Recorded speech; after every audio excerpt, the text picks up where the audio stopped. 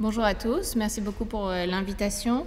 Donc aujourd'hui, on va discuter des coloscopies précoces et quelles sont les bonnes indications. Certaines choses vont être recoupées par rapport à la présentation précédente. Donc quelques rappels, je pense, qui vont revenir plusieurs fois dans la matinée, mais le cancer colorectal, en quelques chiffres, c'est le 3e cancer chez l'homme, le 2e chez la femme. Environ 4500 nouveaux cas par an et malheureusement qui engendre la 3e cause de décès par cancer, c'est-à-dire 1700 cas par an. Ce qu'on sait de ce cancer, c'est que son incidence augmente progressivement avec l'âge et qu'environ 90% des cancers sont diagnostiqués à partir de l'âge de 50 ans. Depuis 2019, on a la chance, grâce à la mise en place du programme cantonal de dépistage du cancer colorectal, d'essayer de remédier à cette situation en prévenant le problème. Voici ici quelques chiffres décrits par l'Office fédéral de la statistique qui permet d'évaluer l'incidence du cancer colorectal en fonction de 100 000 habitants.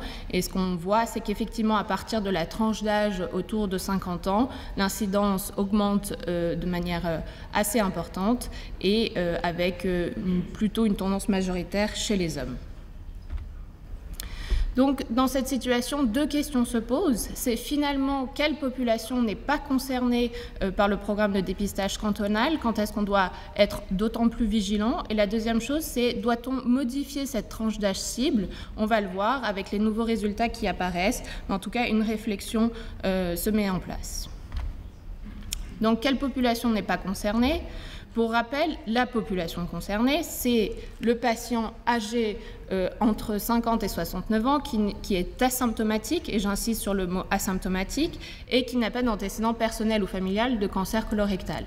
Et dans cette situation, on lui propose d'accéder et d'adhérer au programme de dépistage cantonal, et le risque moyen de développer un cancer colorectal pour cette population est de 3 à 4%.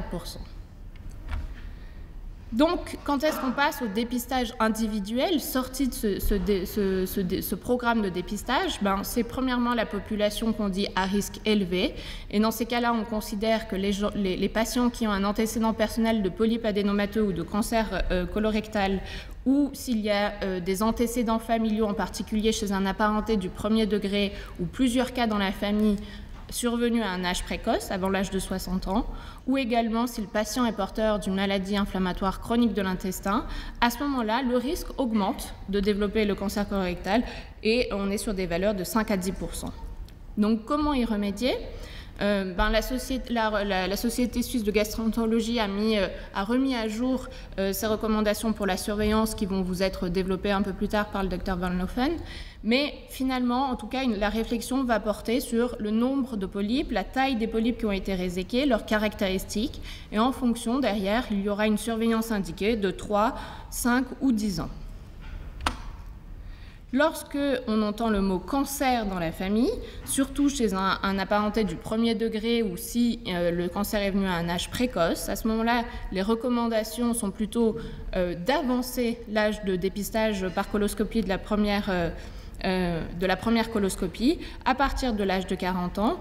Et puis, en fonction de certains facteurs de risque retrouvés, en particulier le jeune âge ou plusieurs personnes dans la famille, on indiquera par la suite un intervalle de surveillance de tous les 5 à 10 ans.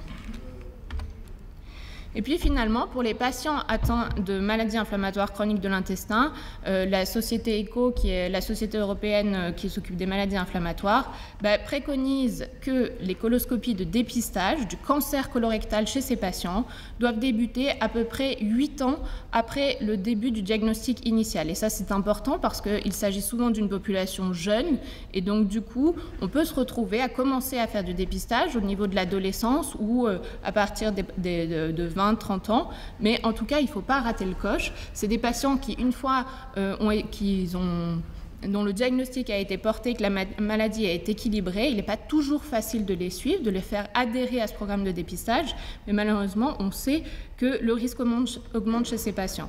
Et puis ensuite, on leur proposera une coloscopie tous les 2 à 3 ans et en fonction, on pourra même passer à une surveillance annuelle si, par exemple, on a une cholangite sclérosante primitive associée ou une colite sévère ou de la dysplasie sur la coloscopie précédente.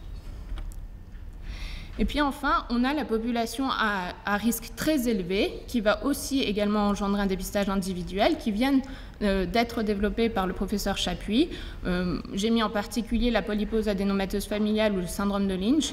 Et dans ces cas-là, le risque de développer un cancer colorectal est majeur, de 40 à 100%.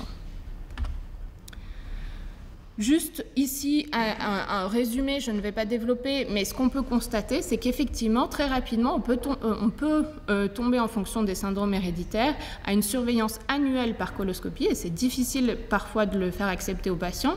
Et puis surtout, on voit que les âges sont très avancés.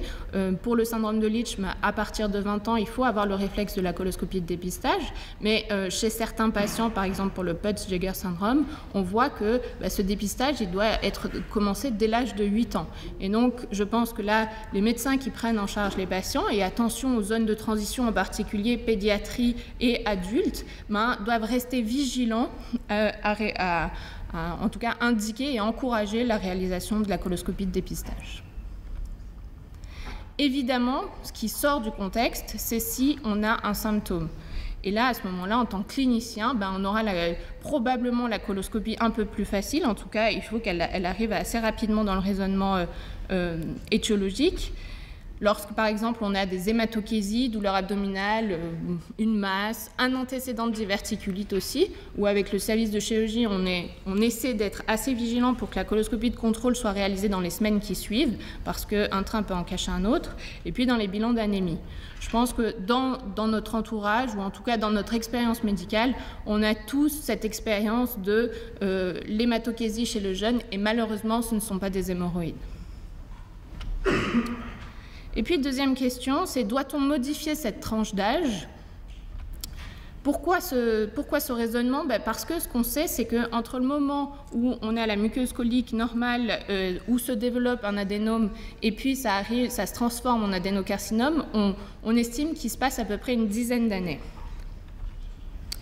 Et malheureusement, dans les chiffres, encore plus de la moitié des cancers colorectaux sont diagnostiqués à un stade avancé de la maladie, un stade T4. Et puis, on peut se dire, mais pourquoi on ne l'a pas attrapé avant ? Comment on est passé à côté ? Et donc, tout l'intérêt de faire adhérer la population à un programme de dépistage. Voici ici les chiffres du National Cancer Institute qui permet de mettre en évidence que oui, on sait qu'à partir de 50 ans, cette incidence du cancer colorectal augmente. Mais la deuxième conclusion, c'est que ici, entre 40 et 49 ans, l'incidence est peut-être plus minimisée, mais elle est significative et augmente également.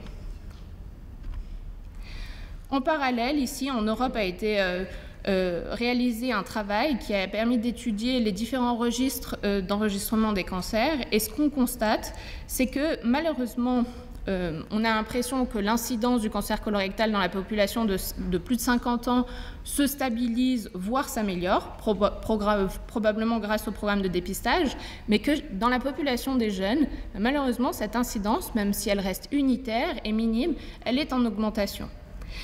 Heureusement, la mortalité ne semble pas augmenter en parallèle, mais en tout cas, ça, de nouveau, apporte des éléments à notre réflexion.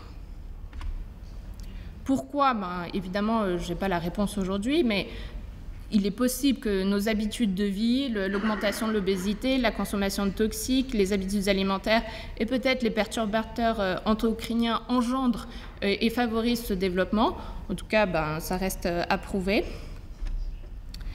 Voici ici un travail qui avait permis de comparer les différents programmes de dépistage en Europe.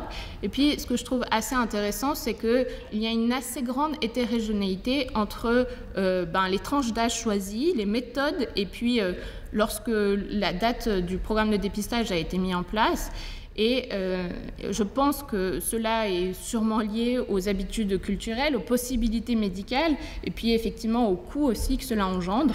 Mais on voit que ça reste très hétérogène en Europe. En tout cas, une société savante a décidé de passer le cap, c'est la société américaine, qui, elle, ne recommande pas formellement, mais suggère fortement un dépistage avancé dès l'âge de 45 ans pour le screening du cancer colorectal afin d'anticiper, de diminuer l'incidence des adénomes et du développement du cancer colorectal. En conclusion, je pense qu'en tant que clinicien, on doit tous rester vigilants à essayer de catégoriser au mieux nos patients afin d'adapter la surveillance endoscopique que cela engendre, se dire que l'incidence du cancer colorectal chez le jeune et des cancers en général, je pense que tous ceux qui participent aux différentes réunions multidisciplinaires, on est de plus en plus choqués par le jeune âge des patients. Donc oui, ça existe, ça se modifie, et donc peut-être que ça engendrera des modifications de nos recommandations. Et puis, sensibiliser les cliniciens à ce que même quand on est jeune, on n'échappe pas obligatoirement au cancer colorectal. Merci.